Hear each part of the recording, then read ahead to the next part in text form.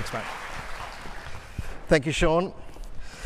Welcome to RMIT. It's great to have everyone here. I'm conscious of talked about the weather changing. It's not Melbourne if the weather doesn't change, so that's the standard. Let me start also by acknowledging the traditional owners of the land that we conduct our business, so the people of the Waiwurrung and Boonwurrung language groups of the Eastern Kulin Nations. I'd like to respectfully acknowledge their elders past, present and emerging, and also, as Sabina did, acknowledge any Indigenous groups that are here today. So on that point, what a fantastic topic. It's an interesting topic. We're talking about the future of work. And Sean, if I had a crystal ball, I'd look at the graph you put up and said, you're absolutely right. The crystal ball tells me that that's what's safe and not safe. So let's start with a bit of a social experiment. I want you to look to your left or right. Look to your left or right. And think about the person next to you and the job that they're doing right now. If you're a student, let's pretend that's the job that you're studying, wanting to become. How many of those jobs do you think in 20 years will still remain? You're looking at the person next to you. Remember that it's a 50-50 chance. How many people in this room today, the current jobs that you're doing, do you think that job is at risk? The Economist, a couple of months ago, so there's an Oxford paper that talks about more than 50% of the jobs that we do today are at risk of not being here in 20 years' time. So Sean, your 10-year prediction might be fine, but in 20 years, a lot of the jobs that we're doing now will be different. Now, is that a scary thing? Or is it actually quite exciting? To me, it's absolutely exciting, because the reality is the world literally is changing as we see it. As we're looking out the door, at the window, it is changing. So the important thing is, yes, jobs will change. Skills that we need will need to change. And how we acquire those skills will need to change. And that's what I'm going to hopefully talk to you about. And the context of this is probably through a story. Let me take you on a journey through 4 generations of the RANASINGHE family. That's my family. You're looking at my grandfather, my father, myself, and that picture is off. I've got some of my team here today. That's a picture of my team and what they get to see as I'm passionately delivering a conversation. And then my 2 children. I have a 5 and a 7-year-old. I've got 2 boys. I've got those 2 boys looking at their future. And I think they're oblivious to the changes that they're facing. So I'm going to talk you through the story of the RANASINGHEs and the evolution of work as they've gone through it. Because I can tell you now, the way my grandfather approached study and work is literally, it's completely different to the way my children have to face into their work. And to be fair, everyone in this audience, if it's not yourselves, us, our future generations have to think differently. So let's talk through that, looking into the future of work. What does that look like? So my grandfather in the 1940s, maybe 1950s, left Sri Lanka on a ship. Took 3 months to travel to the UK, and he came back as a surveyor. And that was his speciality. His expertise was to become a surveyor. He left the village that he was from, probably 20 years before that, and came to Colombo to study. So his ticket to further himself and his family was through education. So that's the constant that you'll see through this story.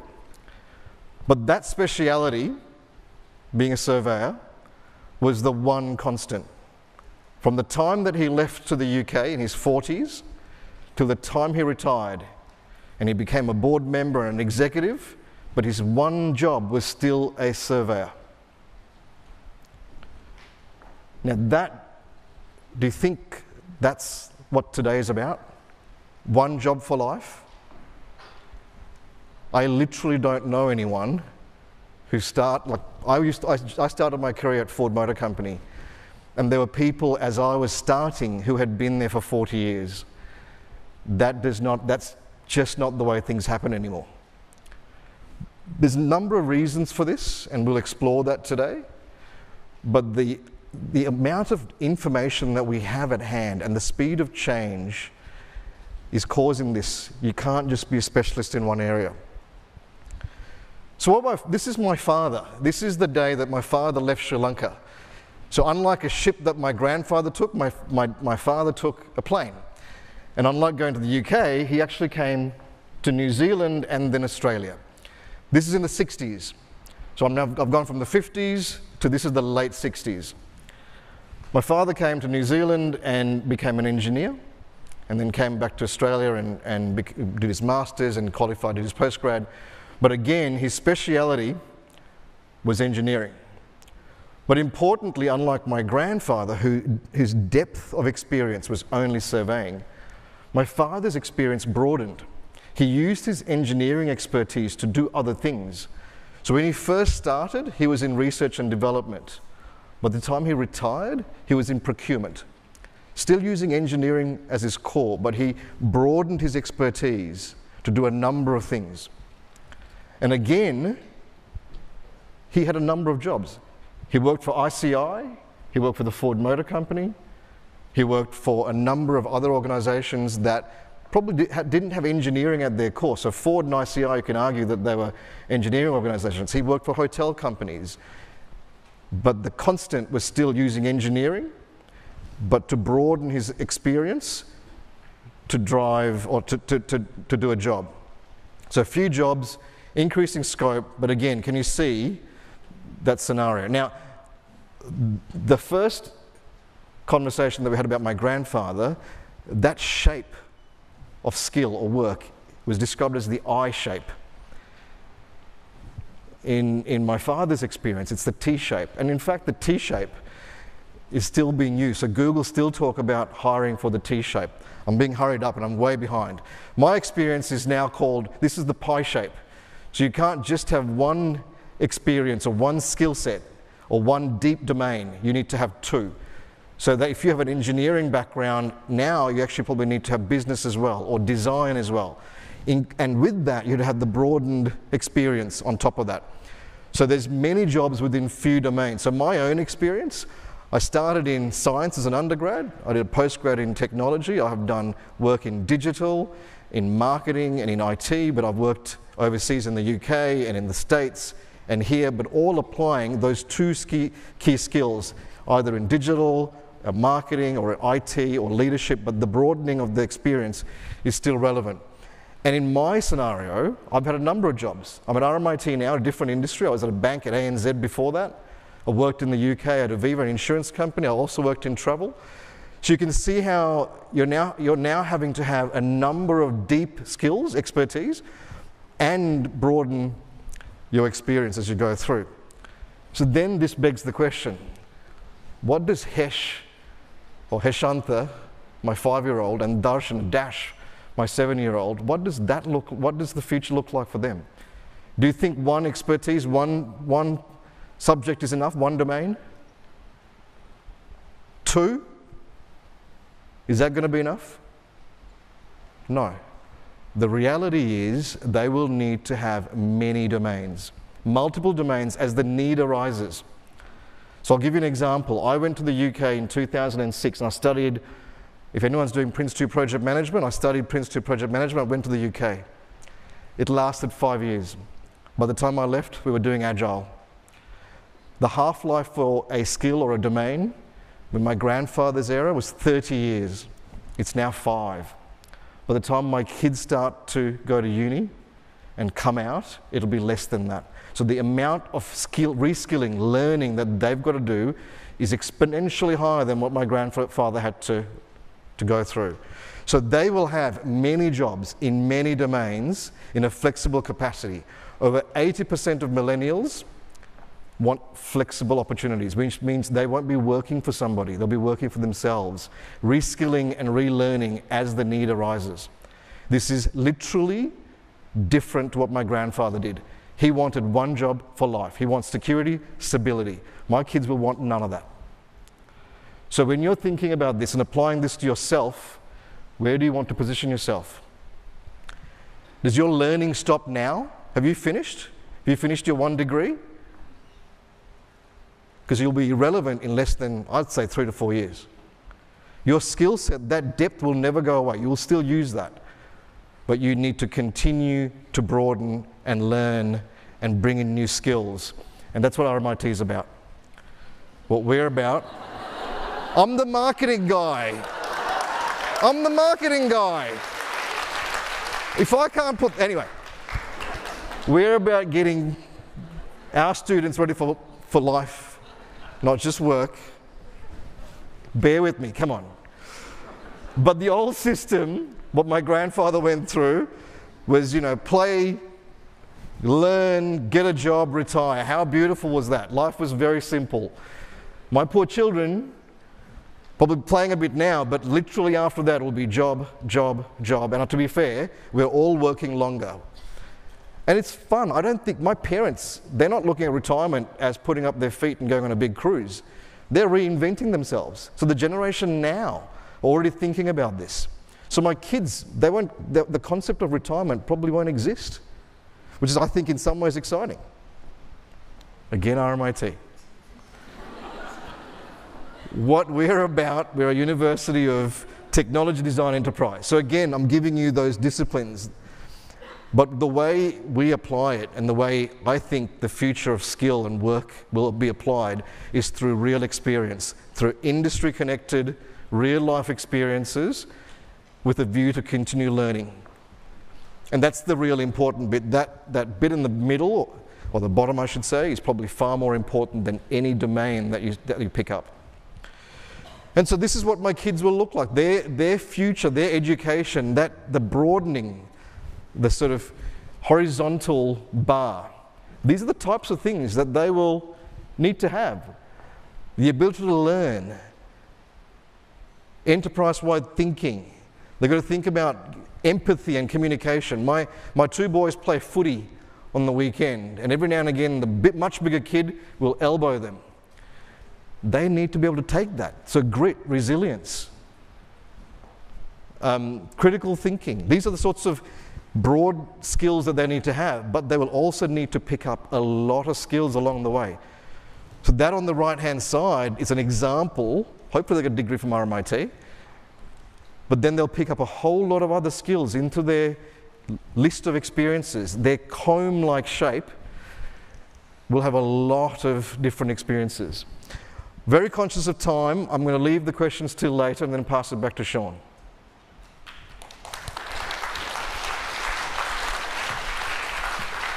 Well done. No. Oh, thank you, Sean. Look, thank you all for coming out. It's super excited to be here. This is a really interesting topic. Now, as Sean mentioned, I'm an economist. I head up a research lab that specializes in blockchain. What economists spend a lot of time thinking about the future of work and the future of technology. But the reason we do this is what we're interested in is this question of sort of a deeper question. I'm not sort of so much going to talk to you about why or what new jobs are coming. I want to dig into the question of why new jobs are coming. And for economists, the basic answer is jobs evolve. There's job destruction. That's a good thing, right? It's the bad jobs that get destroyed. That creates space for new jobs to come along. It's an evolutionary process of continuous job creation, job destruction.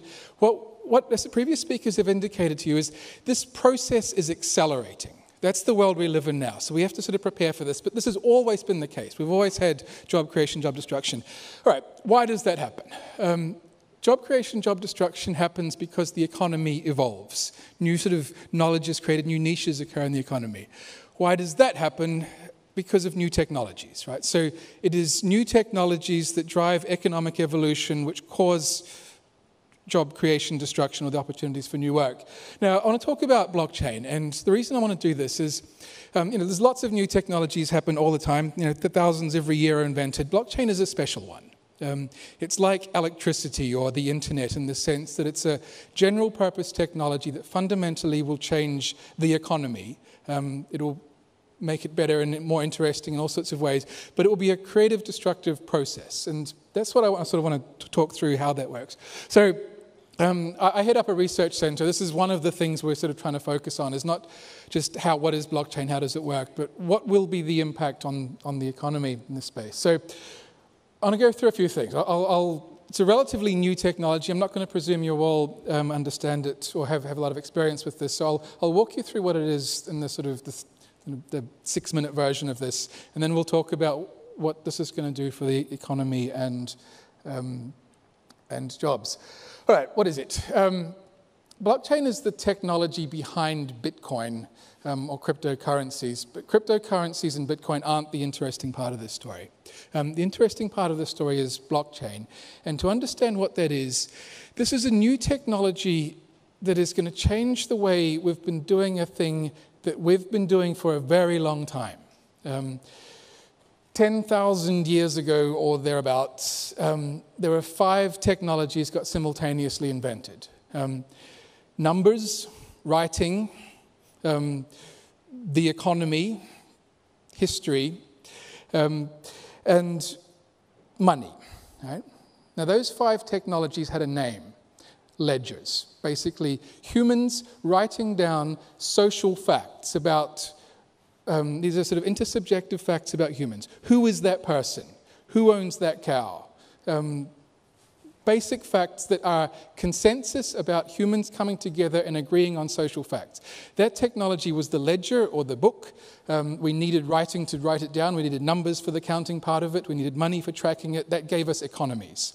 Last 10,000 years, we've used that one technology, the book, the ledger, to keep track of social facts upon which we build economies.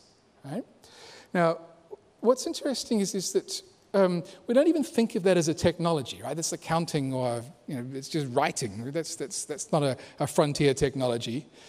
It turns out it is because of the architecture of that particular technology. For the last 10,000 years, we've used a particular architecture that we've never even noticed was there because there was no alternative. And that was centralized ledger technology. A centralized ledger is a book. A government record office is a book. A bank is a book. Just all of the sort of facts that attest to your identity, property rights, transfers, assets, wealth, all of the things we build economies on use centralized ledger technology. And we don't call it that because that would be absurd. So for 10,000 years, one architecture of how we keep track of social facts. 2009, January the 3rd, the first time in 10,000 years that technology shifted. And this was the invention of Bitcoin and blockchain at the same time. Now, there's some technology behind how it does this. We don't really have, this isn't the time or place to go into that. But what was invented then was decentralized ledger technology. Centralized ledger technology, decentralized ledger technology. That's what just happened. That's blockchain, was this new architecture of how we keep track of social facts. Right? So Bitcoin and cryptocurrency and all of those sort of words, there's a bunch of them there. These are the technologies that go into it. There's 5. They're all invented in the 1970s. We could have had this technology a long time ago. It took a particular weird genius to put it together in 2008. But each of these are the technologies behind it out of database engineering, public key cryptography, peer-to-peer networking, that's the internet or email, game theory. We required a whole sort of bunch of breakthroughs in economic theory and consensus algorithms. Put those technologies together, you get decentralized ledger technology, which replaces the 10,000-year run of centralized ledger technology. All right.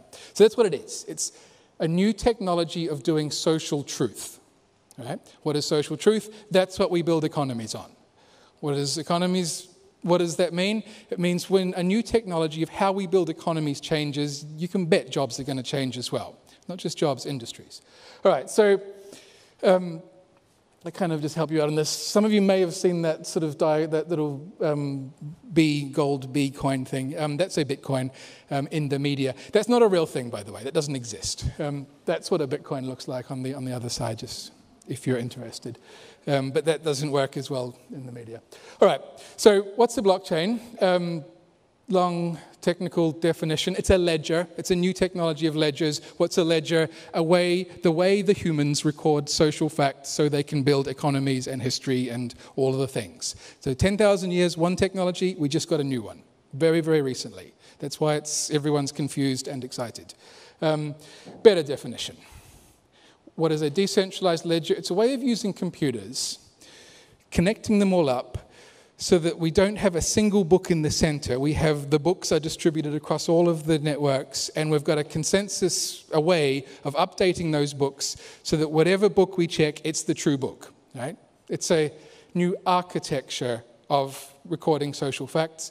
Well, the implication of this, though, is that all of the things we needed for centralized ledgers, like banks and governments and so on, and hierarchical organizations, we might not need them in the same way. That's the disruption that's coming, right? So that's blockchain, the technology. A bunch of things out of database engineering and peer-to-peer networking and cryptography and blah, blah, blah, blah, blah. So what? New economy. New foundation layer of how we do the record keeping upon which we build economies. That's why myself and my team, a bunch of economists looking at the future of the economy, got so excited when we saw this technology. We're like, wow, this is the biggest thing that's happened in 10,000 years.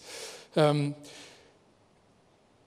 what can we go on? Well, the reason we think this is going to be revolutionary is every other time ledger technology shifted, we got new economies.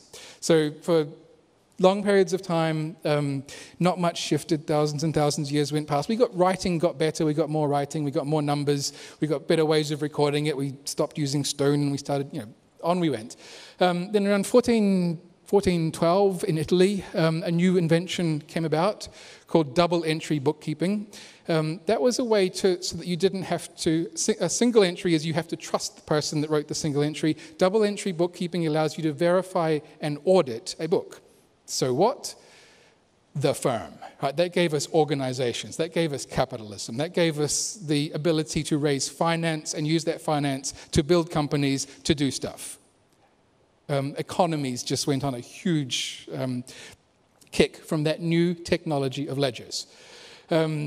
Around sort of 100 years ago or so, we got better at digitizing. We started the digitization, or the mechanization of ledgers. This is companies like IBM and so on, the thing that we own from that. What did that give us?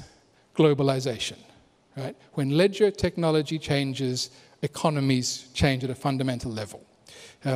January the 3rd, 2009, ledger technologies just changed again, right? So our lifetimes, we're going to be dealing with the implications of this. All right, so what does that mean? It's a computer sciencey, databasey, engineering, peer-to-peer networking, economicsy technology. It's new economic infrastructure just got, the technology for this just got built. Right, so we're still figuring out how to turn this into next generation economic infrastructure. Economic infrastructure is things, you normally think of that as roads and ports and sort of phone lines and sort of physical infrastructure through which goods and services flow. This is administrative infrastructure for recording contracts, payments, identity, verification, auditing, compliance, tax records, all of the sort of administrative infrastructure. The way in which we can do that just shifted. Now, we haven't done it yet. It's only happened 10 years ago. And that's very, very recent in this space. But the implication here is this is a new foundational infrastructural layer upon which we will build not just the next generation of economy, but everything that is digital in the economy will live on this, because it will need record keeping about who is that machine, when did that machine talk to the other one, what assets has it got, and so on. So another way of thinking of blockchain is third generation of the internet. First generation was communication, right? Email, basically, was, for the first 40 years, email was the high point, and that was an awesome thing, digital communication. The next generation of the internet was threading that together and building communication into social communication, right? That's Facebook and Google and so on was the next generation. The problem with those two things was that was awesome for communication. But the one thing the internet could never do, by the very definition of how it does communication, how the internet works is when you send an email, you're not sending the email, putting it in a thing and sending it, you're copying it. You've still got the email once you've sent it. That's proof that it wasn't sending, it was copying, right? That's fantastic for communication. It massively lowered the cost of dissemination of information. information revolution. The problem was that's horrible for money. If you send the money and you've still got the money, you just broke money. That's money that really doesn't work, because I'll just keep sending it. That's the best money. Money doesn't work that way. You need to create scarcity. It also doesn't work for contracts, identity records, anything where you need to know when it has changed, and you need to have a controlled version over that. Right? That's what all of those ledgers were doing, those registries of who owns this cow, who is that person. Right? You can't have them on the internet because you need version control and auditing and checking. What is blockchain? We just did it. We just created digital scarcity, a way of creating a record such that when I send my digital object, I don't have it anymore. I sent it. I didn't copy it. Right? That's what blockchain does. That's all it does. But upon that, we can put entire economies natively on the internet digitally. That's what's just happened, which means that any technology that builds on digital platforms, such as autonomous vehicles and so on, those things cannot just be cannot just be physically autonomous, navigating around. They're now economically autonomous. They can contract, they can prove identity and ownership and so on. So, Internet of Value. We've now got, for the first time, a way of building. This is a digital internet platform that works in an economy, not just works as a communication protocol and tool. Right, again, that's what just changed. What is cryptocurrencies and Bitcoin? The first use case of money being there. Right, that's just the beginning. And by far the least interesting part of it. Probably the most interesting part is just registries and other sorts of records and contracts and so on. So what that means, what is blockchain? Digital assets move to the internet. Everything, right? A cryptocurrency is money doing that, but then we'll move all the other assets. We'll start with stocks, bonds, we'll move through property titles, registries. Those are the big ones. Then we'll move down to the smaller things. We'll do data. Data will have property rights. You'll be able to buy and sell data markets. Intellectual property, and on that goes. What just happened, now it's international and global. So we've just globalized, and we've just created a new type of globalization. Digital assets exist on the internet, whereas the internet everywhere. Right? It's not in Australia or in China. It's everywhere.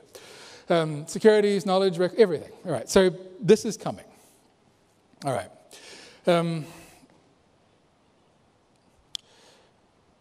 One example of this, just to sort of lock down what this means. Who benefits from this? The humans benefit. Awesome for the humans. Also good for the robots. For the problem with robots and drones and all of the autonomous vehicles we've been building right now is we've gotten really good at the engineering of their navigation in the world. We're getting there with that. Bunch of awesome technologies combined. As I said before, the limit there is that those things haven't had an emancipation yet. We still own them, control them. They still need a human in the loop, not just for the override of control, but to do the contracting, to do the ownership, and so on. That might change in some really interesting ways, in the sense that blockchain technology can enable a autonomous whatever to do identity. At the moment, only the humans have identity. We've got passports and driver's license. I can prove who I am in a digital context. If they can do identity, they can hold assets, which means they can have legal liability and ownership, which means they can contract. They can start making payments. What might that look like? A self-owning taxi that owns itself. When it needs repair, it contracts a human to fix itself. What does it pay with, say, cryptocurrencies that it made picking people up? Who owns it? It does. Is that weird? Yes. Very weird. But that's only weird because of the way we've done ledgers for the past 10,000 years. We've had them centralized and based around sort of human ownership. All right. We move everything to the blockchain. Right? All of the things in an economy that have value, we can now create digital representations of those things, and whoever holds the digital representation owns the thing. Right? That's coming. We can do that now. We haven't gone there yet, but that's the things we're working through in this phase now.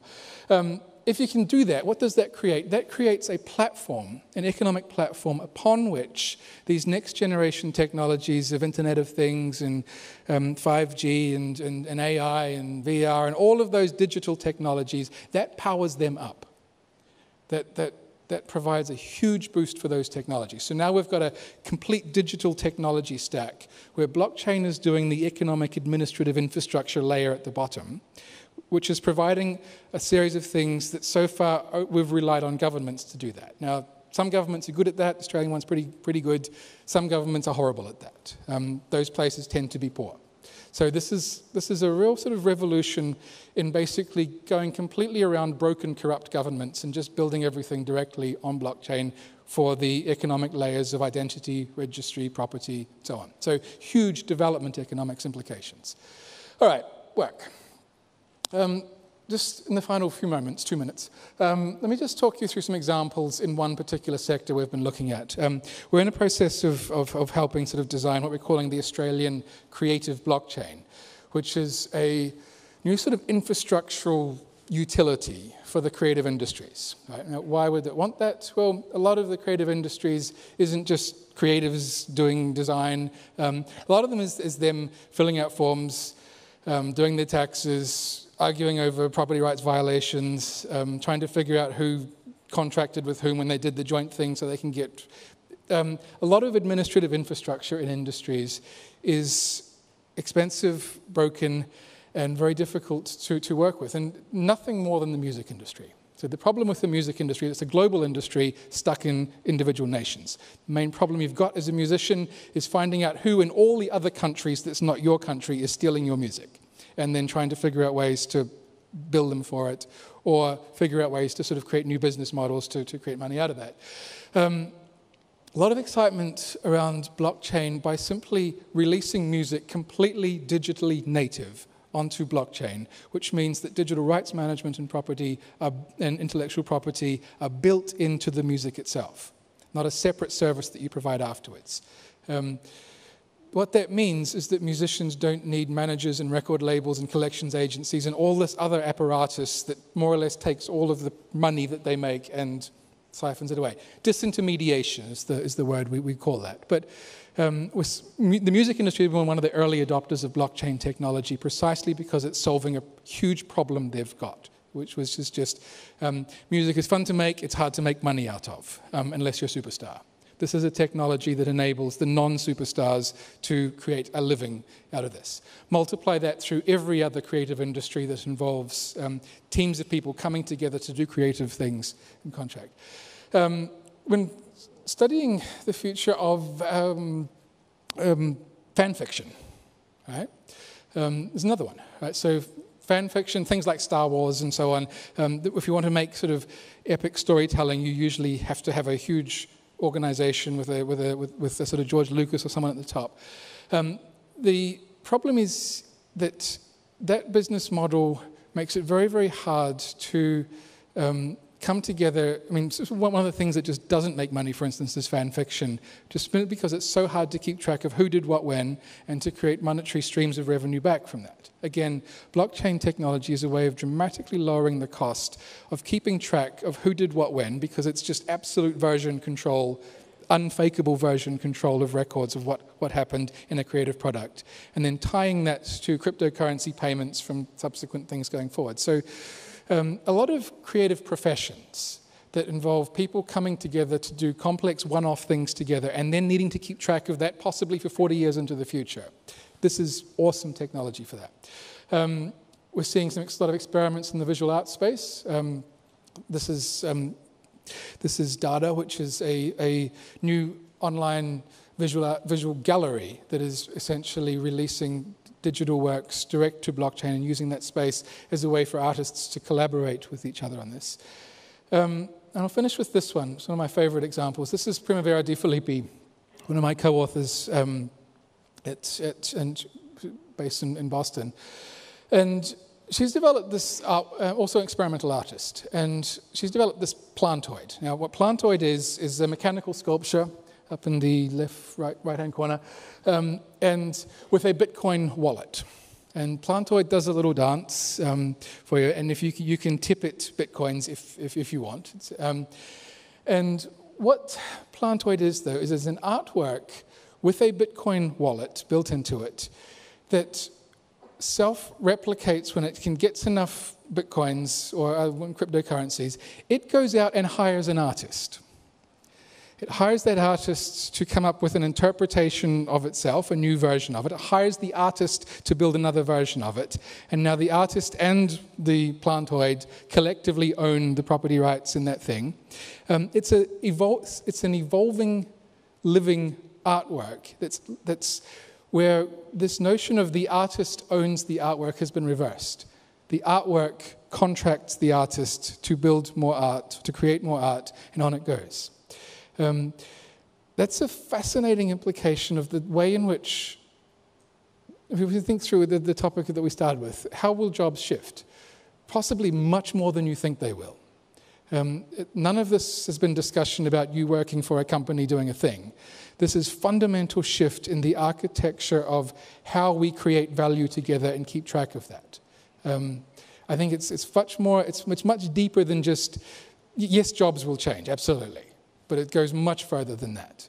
We're about to face, I think, some fundamental shifts in the way in which jobs are even conceived or who hires you. So Plantoid is an example of the artwork hiring the artist to jointly create value, and that being a collective thing they do into the future. Thank you. Well, good evening, and thank you for the opportunity. I'm going to talk a little bit about fashion and textiles, and I guess when we start to think about the future of work, we start to look at different industries. And it's amazing to think about the different type of skills that you might need. And we've already heard, you're probably not going to just need one skill set, but probably a whole host of different skill sets. And I must say for myself, I would never imagined I would have ended up working in fashion and textiles. Because my first skill set that I learned was around sustainability, environmental and urban planning. So to sort of then move to textile design, and I actually moved to three-dimensional shape knitting. So that became my PhD. And now I get to do, in terms of teaching and research. But my research is incredibly multidisciplinary. I work with architects, industrial designers, a whole host of people, material engineers.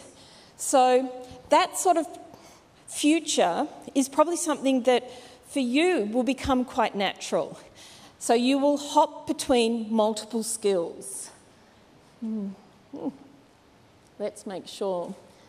So when we think of the fashion and textile industry, it's traditionally, when we go back 200 years to the first industrial revolution, it was very skill-based. It was very labour-intensive.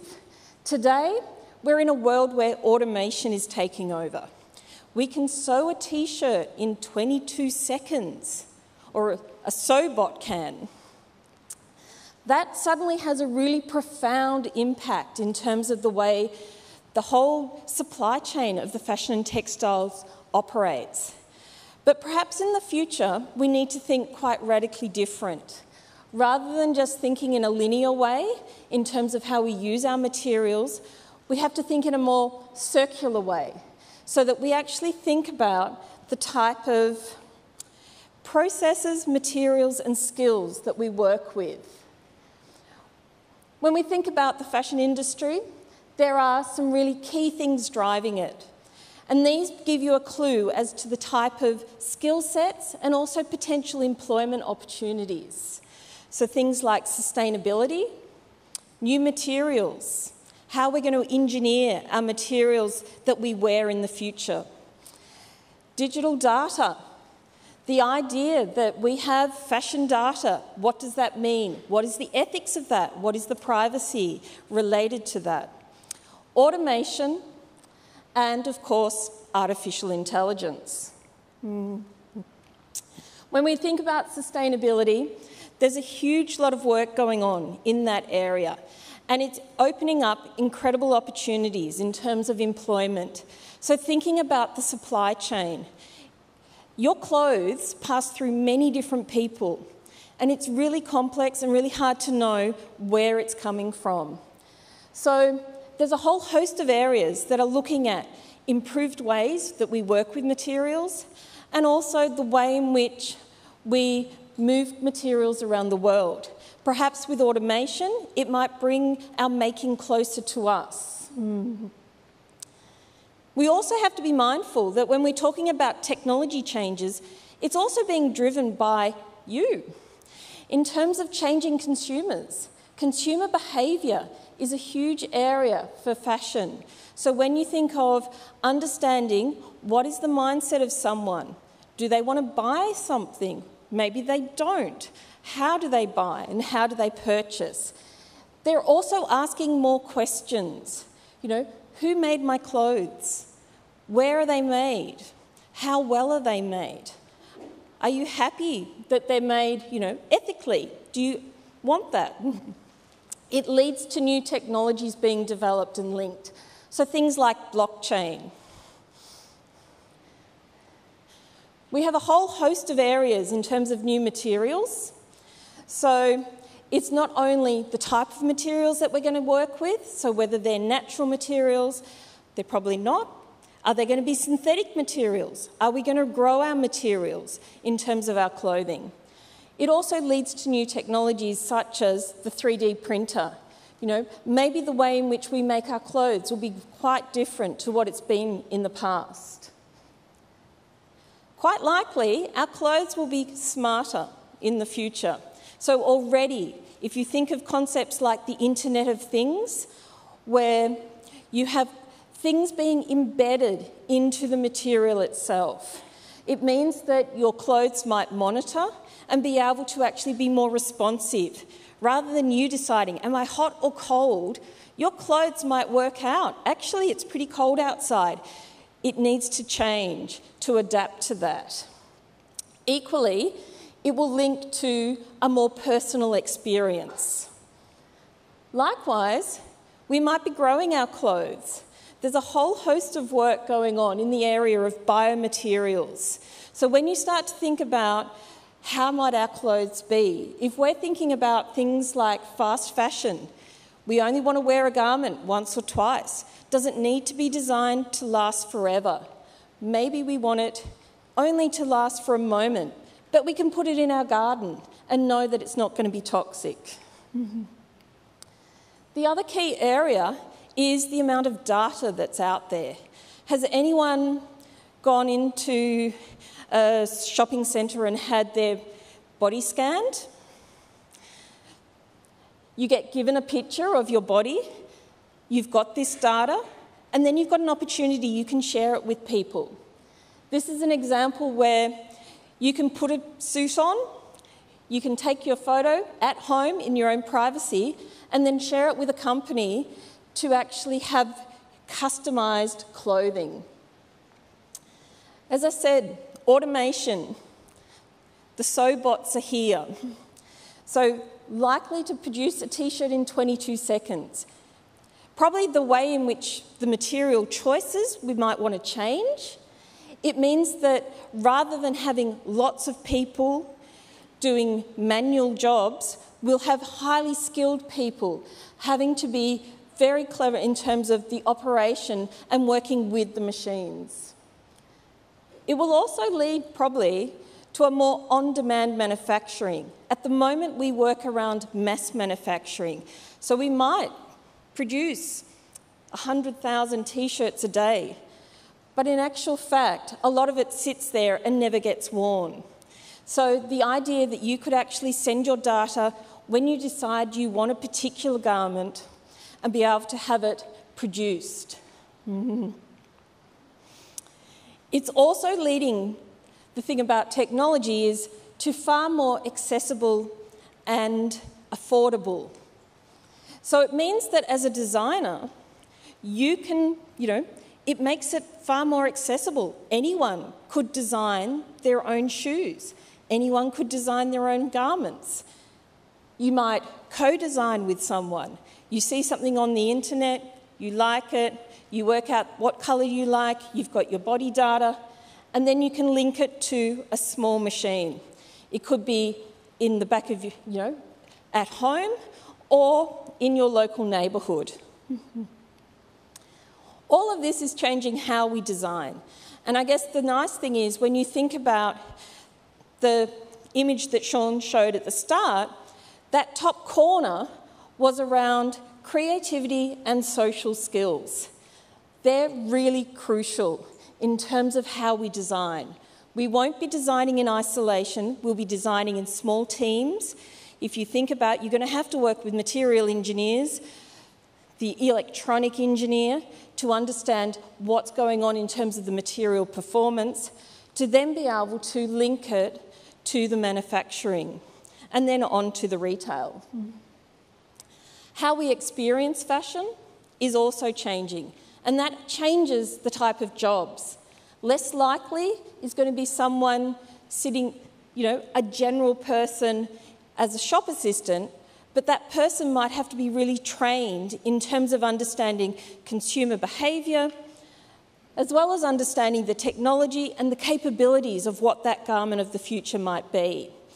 It also means that you might not go into a shop to try on your clothes anymore. It can be done virtually in terms of how you engage and react. Ultimately, what this leads to is that fashion is a growth industry. It currently is $2.5 trillion of revenue a year, and it's expected to double in the next 10 years. It currently employs over 60 million people. Now that is perhaps the unknown. How many of those jobs will still be in the future? But what we do know is areas like new luxury will be maintained. And that idea of creativity working with technology becomes a really incredible opportunity. When we think about technology, and you as a consumer, you're about to embark potentially on a long career, you could be doing multiple things in your career, it's worth considering that it's society that really is about transforming, and it uses that technology to transform. It means that when we think about what is our clothing and our fashions of the future, they'll be a reflection of our society. It means when we're thinking about the type of skill sets, yes, you need technical skills, a whole host, and that concept of lifelong learning. But it needs to be combined with things like creativity, critical thinking.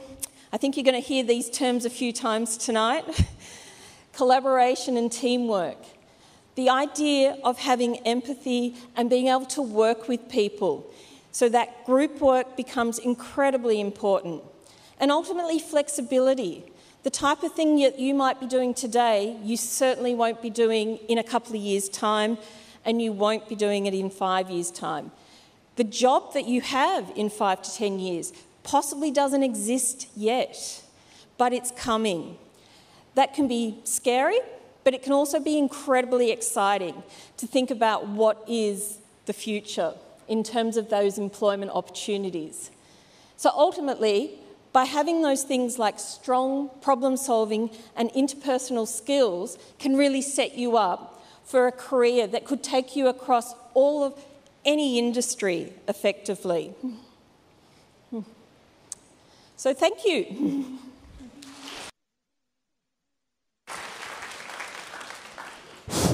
Thank you very much. It's a really great pleasure to be here.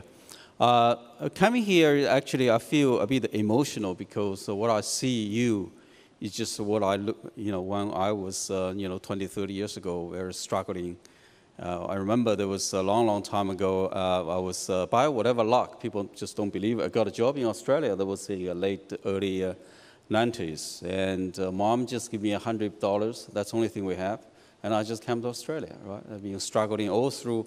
So I think some of you at these days are much luckier than we were. But I'm pretty sure that you will, it'd be great for me to share a bit of experience with you, right? Just cut the story short. Australia has a sort of a progress along the way, over the last 30 years. Quite a remarkable sort of progression in the society. I remember when I was, first started trying to get a job, very hard to get a job. So eventually I could land a job in Rockhampton. Anybody knows Rockhampton? That was part of the Queensland, in the tropical, in the Capricorn, Queensland is a small city. And I have a conversation with my colleague. I got a lecture job there. And when we're talking about boat people, anybody know boat people? This kind of, that in 1980s wave of new arrival because of the Vietnam War. And actually the colleague asked me, say, how did you get here? And I respond to it. I said, at this time, it wasn't by boat, but it was by plane. Yeah, so, but you think more than 20 years, Australia has progressed. In particular, you can see so many faces. What I'm going to talk about is, that's the problem with you as the last speaker, right? I remember I prepared about 40 slides. I knew that as the last speaker, because every time one speaker came along, it was chipping off the presentation. So now 40 slides, now it's probably just become five slides now. So what I will do is probably really some conversation, is kind of reflection, from my point of view. I mean, I'm an electrical engineer by training, and through my eyes, and see how the world has changed. And also, I think in particular for lots of you coming here, many people from overseas, that probably some of the way, the philosophy, how I survived. People thought, gee, this guy doing great, look at this, so many achievements. But we've been struggled, I struggled as well. I've been knocked down many times, right? Being sort of, having many difficulties, but eventually, for whatever luck, but you succeeded. But that just shares some of the experience. The thing I would really want to talk about, you can see the CHAMINDA is talk about broader, this kind of where the trend. Jenny is talking about design, and Jason is talking about what's the future of blockchain. So what I'm trying to talk about is really sort of reflective, right? From my point of view, the thing I really want to share with you is how can you strive in this very complex world? The one thing I want to talk about is about how the world has changed and how the society has changed along the world. So this is actually one of the slides I usually give in a very academic lectures, talking about world changes. So if you look at the human history, we have been through so many changes, but the human society, the progression is so fast, exponential, right? In particular, in the last 100, 200 years. If you look at this in the end of 18th century, we start this kind of industrial revolution, right? That's from the UK. They start from there. There's so many machines created. And in 20th century, you got these motor vehicles, automotive. And then you can see that in the 70s, you got these machineries, many of the electronics, the automotive automated so many productions. And what do you see today now? You can see today is this is a very technical term. Talk about cyber-physical system means is actually interaction of physical. You can see anything we are having is a physical, like machines, trams, vehicles, trains, the physical thing. But they're all connected by information technology. So this is we call the cyber-physical system. This we call Industry 4.0. So what that means is that the technology has evolved. For example, in my experience, when I was young, doing the electrical engineer, we have to do this the very dirty hand stuff, welding the parts, and have an explosion a few times as well. That's just happened. But if you see what we're doing now, is so many changes. The technology is so advanced that the maturity of technology, basically you don't need to have to worry about it. But the only thing is, what we call is the interaction. It is like the human, we are society as well. The internet plays such a big role. And any of you would have this kind of mobile phone, right? We're all sort of connected. Machine is the same thing. The world has just all connected. So it's basically the future. What I see the future is really, this is, technology is so advanced, so it's giving us the opportunity to think about so many components, how they can interact with each other to save the world, to save money, save the world, much more efficient, and for the future. So this is actually the future. I actually written in one of the top journals about what's the future is. Really, you have this kind of social aspects. You know? So the technologists, we should be socially responsible, and of course the social science people, we look at the technology, how can the country. So this is a lot of conversation between us. So one thing I just want to give you an example, what we are doing right now is we're doing some of the, I would consider together with many people in the world, we're doing this as some kind of a, what do we call the, you see the words a lot, energy internet technology. What that means in the future, right? It won't be too far, I think maybe 10 or 20 years later, you know, you can go to any socket anywhere, just plug in, you can become an energy generator, and you can, you can use the energy, of course, but you can, create that energy. You can sell your energy as well. And then you can use the blockchain to do the automatic trading of the energy without any big generator, without any big, this kind of centralized, this kind of currently the regulator. You don't have to do that. So there's a very exciting future. But if I see how the industry, I think there's one, yeah.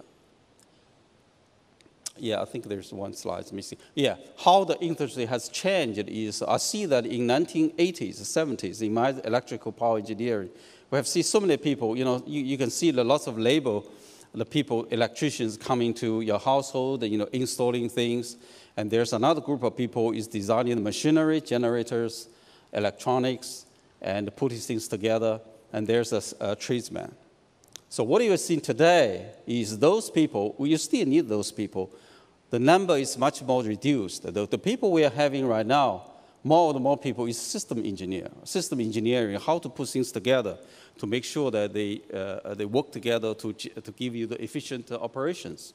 And also IT professionals. Many of my graduates, in the PhD doctor student, they graduate. They went to power industry, right? But the job is not going to the field. It is not. It is the data. It's the energy data. How do you make sense from the data, which is AI, right? How do you know from so many sensors, the data, understand how the network operates, how to charge, how to maintain the things. So this is the whole thing has changed. And in the future, which there's another slide I think missing here, is that in 20, 30 years' time, there's more and more people who move into computer science, information technology, economy, and the social science as well, environmental science. So this is going to be the future where they move. So another thing I want to talk about is really about, as I said, to be a reflective, right? You probably say that the world has become so fast, it's so complex. How do you deal with that? Right? So you probably have to have some belief. As a human species, we've been surviving for 200,000 years. We're doing very well, so you have to believe in yourself, you'll be okay. The question is, how can you be okay? So one of the things I think is the way, how do you see the world? When you see something complex, I think it's kind of a frustration because you just can't deal with it. But you would have some experience when you have a very good night's sleep. The second day you come back, you just suddenly say, hey, the problem is solved. So this is the way, the solving problem, that's why the world now becomes so many people got depressed, it's just too fast. But as an individual, I think it's about yourself. How do you see the world, right? For example, if you think about the population, we have 70 billion people around the world. You think about the relationship, it's so complex. But there's a study, the physics study, show that the world is actually pretty small. I think you all have the experience. The world is actually pretty small. You actually pick up any two persons in the world in no more than 6 connections. I know you know that, you will know the person. So if you think from that point of view, the world is not actually complex. So this is just the one way to look at the world. But you can actually solve a problem in your life in the same way. How do you see it? The thing I want to sort of I think there's another slide. So there's a couple of things I want to talk about to be in the world. How do you sort of thrive in the world. I think from my experience, one thing is you got to be persistent, right? Resilient, which I think is very, very important, in particular in a new country, new environment. How can you sort of survive? It's very important to me is to be persistent, resilient, right? So I remember when I give a talk, writing a paper, talking to this new student, I said, you just consider rejection is the norm, right? Don't consider stressed out. If you reject it, that's supposed to be rejected. But if you accept it, celebrate it. If you reject it, don't worry about it. Have a drink, sleep well, and coming back again. So you're persistent. You always probably have experience. The person win the race is not the person run the faster. It's the person persist. Right? So that's very, very important to be sort of resilient, to be persistent. And also, I think another important thing is that's why I have the experience is actually I've been talking to some of the industry partners. One struck me is I think quite a few years ago I spoke to one of the defense industry. I say, hey, we have RMIT graduates. CHAMINDA say all graduates great. Yes, all graduates great. I say they have great skills. They can do the job. What are you looking for? He said, the person said, shocked me. He said, well, I mean, if somebody come to me, the first thing I want to ask the question is, have you worked in McDonald's? If somebody say yes, I will appoint it. I say, why ask the question? He said, the reason is teamwork. McDonald's tells you how do you work together to deliver a burger from the order to you in 40 seconds. Skill is important, of course, is the ability. But this is kind of a new way, a new world. The word is you got to collaborate, right? You got to work with others. Knowledge is important, but knowledge is not only thing. I think some speaker already mentioned we are evolved so fast. Knowledge is just too fast. The thing remain with you is your ability, resilience, ability, your drive to achieve. To sort of realize your value in your lifetime. You really want to do something, and that will remain with you. So I think that's sort of a lesson I learned, so I just want to share with you, and hopefully this will be useful for your future. So thank you very much. Thank you. Yeah.